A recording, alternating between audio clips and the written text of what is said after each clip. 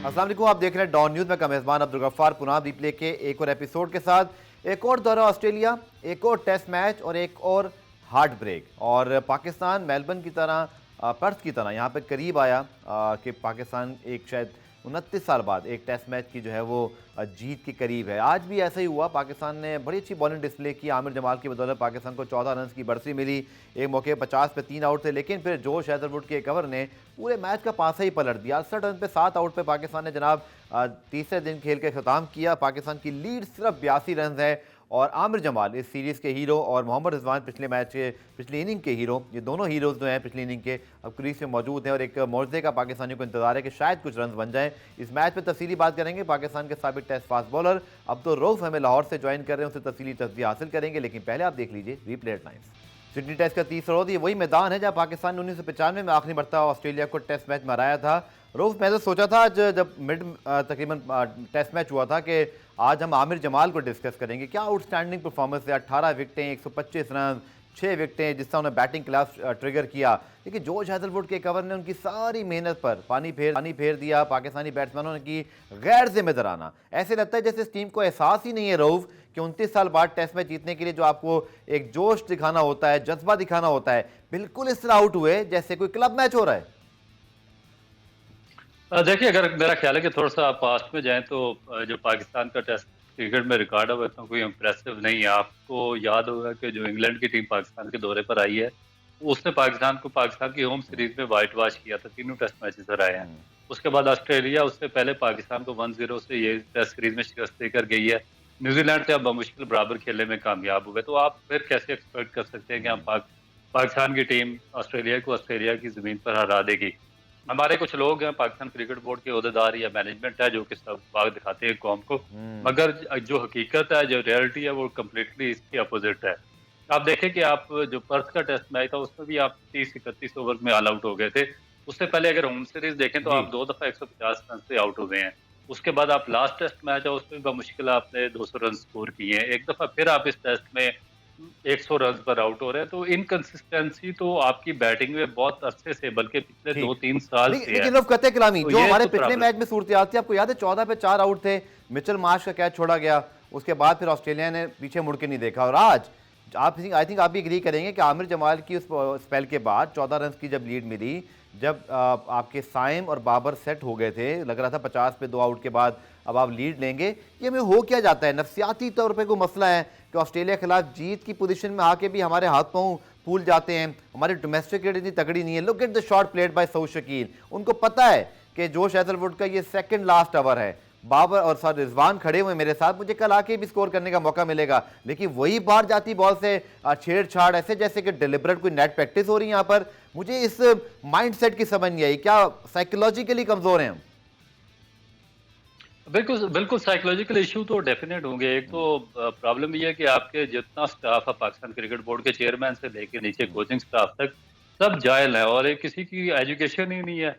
तो इनकी डिग्रियां चैलेंज हुई हुई हैं, किसी का मैट्रिक फेल है, कोई मैट्रिक पास है, ये लोग इन्होंने साथ रखे हुए हैं। तो साइकोलॉजिकली आप कैसे आप ब्रिंगिंग करेंगे प्लेयर्स की? उसके बाद अभी आप जो आपका चीफ सेलेक्टर है वो शाहनवाज दानी के बारे में कैसी बातें कर रहे हैं?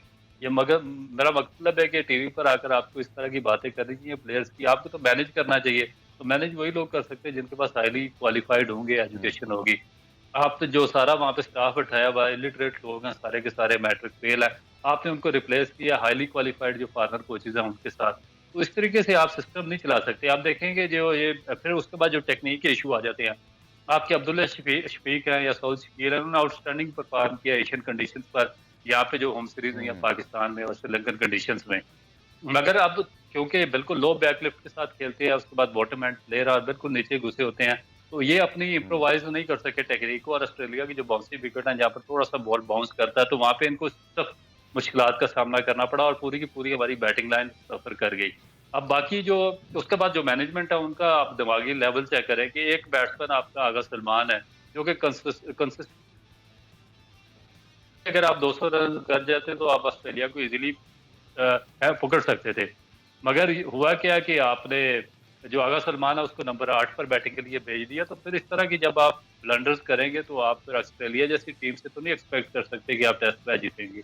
ठीक है, रोक बड़ा ब्राइट स्पॉट है आमिर जमाल की बॉलिंग। अनफॉर्चुनेटली पाकिस्तानी बैटिंग ने बिल्कुल उनकी मेहनत से पानी फेर दिया, वरना शायद आज हम उनके ज़्यादा पहले तस्करा कर चुके होते। 18 विकटें अब्दुल रऊफ उनकी, 125 रन, 82 रन उन्होंने बनाए, अब 6 विकटें हासिल की। आउटस्टैंडिंग ऑलराउंड परफॉर्मेंस है अपने डेब्यू पर।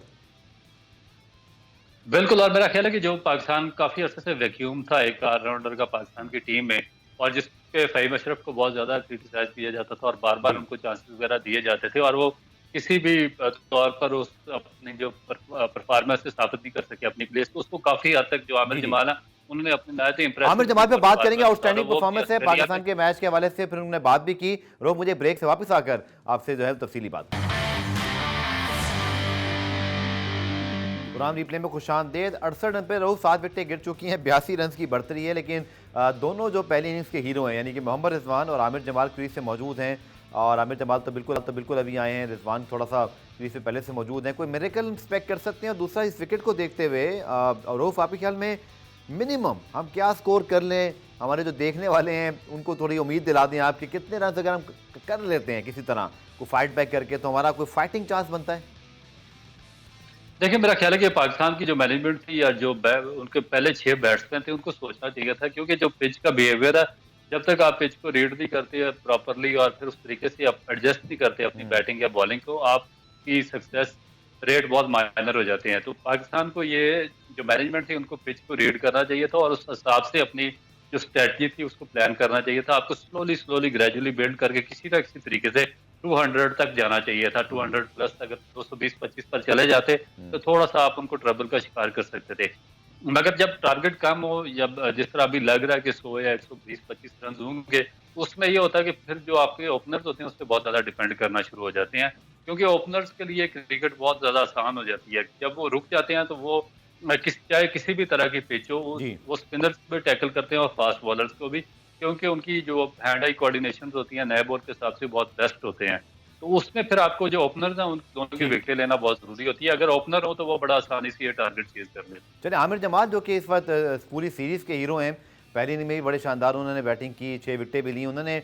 रिजवान के साथ बैटिंग करने और टारगेट सेट के हवाले से आज प्रेस कॉन्फ्रेंस में कुछ कहा है, पहले आपको दिखाते हैं, फिर रऊफ से आके मज़ीद बात करते हैं। तो रऊफ, जमाल तो ये कह रहे हैं कि हमारा वही असेसमेंट, मेरा तो वो अपना कहते हैं, मेरा असेसमेंट ये था कि 200 रन अगर बना लेंगे तो अच्छा फाइटिंग टोटल होगा, लेकिन अब खुद उन पर फिर जिम्मेदारी आ गई है कि वो बॉलिंग के बाद फिर बैटिंग में कुछ करिश्मा करके दिखाएं।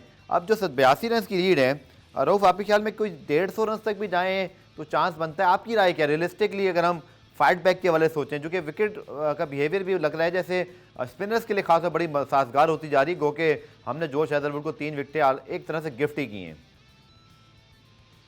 देखिए, मेरा नहीं ख्याल कि वो इतना ज़्यादा इम्पैक्ट क्रिएट हो गया, क्योंकि जो उनके बैट्समैन हैं दोनों, वार्नर और उसके बाद ख्वाजा, वो बहुत ही आउटस्टैंडिंग और बड़े सीजनल कैंपेनर हैं। उनको पता है कि किस तरह की पिचेस पर किस तरह खेलना है। क्योंकि अगर आप उस्मान ख्वाजा का पास्ट रिकॉर्ड अगर देखें, तो उन्होंने यहाँ पर इंडिया में, पाकिस्तान में और स्पेशली जो यूएई की पिचेस पर उन्होंने बड़े-बड़े रन स्कोर किए हुए हैं और अगेंस्ट स्पिनर के किया हुआ है। तो वो उनको एग्जैक्टली पता है कि, और उसके बाद सिचुएशन को बड़े अच्छे तरीके से रीड करते हैं। मगर फिर भी पाकिस्तान की एक लास्ट एफर्ट तो ज़रूर होगी, क्योंकि दोनों बैट्समैन जो सेटर जिन्होंने लास्ट इनिंग में स्कोर किया था, अदरवाइज तो अगर रिजवान या आमिर जमाल का स्कोर निकाल दें तो पाकिस्तान के पीछे 100 रन भी नहीं बचते। तो मे भी अब डिपेंड करता है कि किस हद तक अपनी लीड को ये बढ़ावा देने में कामयाब होते हैं। मगर मेरा ख्याल है कि ऑस्ट्रेलिया के हाथ में टेस्ट मैच और बहुत ज़्यादा आसान होगा उनके। ठीक है, देखिए आपने जो बात की रऊफ, मैं आपसे बिल्कुल एग्री करता हूँ कि आप थोड़ा सा रीअसेस करते। 2 दिन बाकी थे, कोई बारिश नहीं थी, कोई ऐसी चीज़ नहीं थी कि आपको शॉट्स खेलनी थी। और वो शान मसूद का जो शॉट है, इसी तरह अगर हम देखें बाबर आजम का जो शॉट है, हाफिज़ सऊद शकील का जो शॉट है, सलमान अली आगा भी तकरीबन ऐसे, क्या हम गैर ज़रूरी तौर पे वो जो आप इंग्लैंड की बेस्ट बॉल है, कहीं हम वो तो नहीं करना चाह रहे थे कि जी हम कोई अटैकिंग क्रिकेट खेलते हैं, और शायद वो कहते हैं ना कि हमको शायद ये काम आता नहीं था और हमने वो काम किया, शायद इस विकेट पर इसकी ज़रूरत नहीं थी इन शॉट्स खेलने की?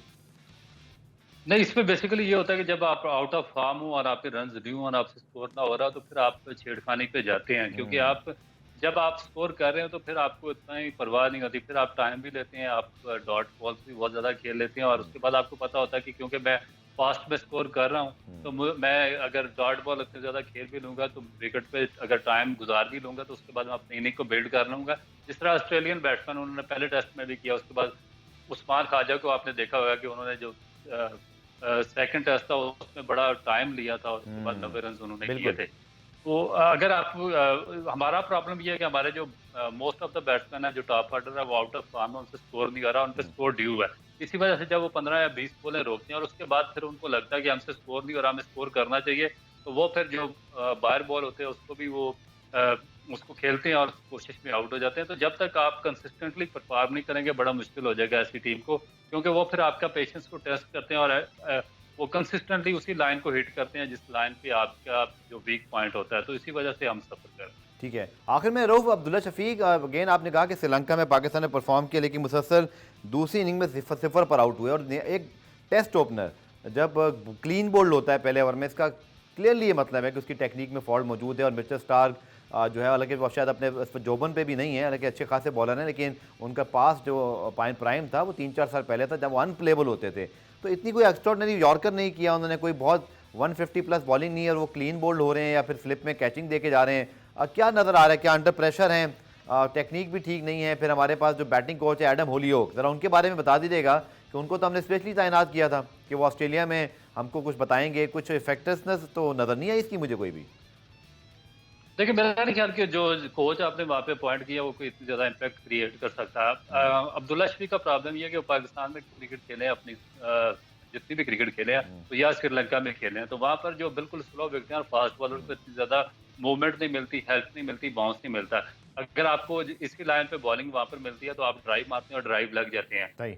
मगर उसी जगह से जब उन्होंने ऑस्ट्रेलिया में ड्राइव करने की कोशिश की है तो वो सारी की सारी बॉलें उनकी स्लिप्स में गई हैं, तो ये इस वजह से वो सफर करते रहे। तो थोड़ा सा मेरा ख्याल है कि एडजस्टमेंट में उनका प्रॉब्लम था उनको और साउथ शकीर को, जो नहीं बेहतर तरीके से हो सकी। और मेरा ख्याल है कि इससे टूर पर जाने से पहले इनको अच्छे तरीके से प्रिपेयर होकर जाना चाहिए। चलिए रऊफ, मेरा आपसे आखिरी सवाल, फिर मुझे इसको इस वाले सेगमेंट को वाइंड अप करना है।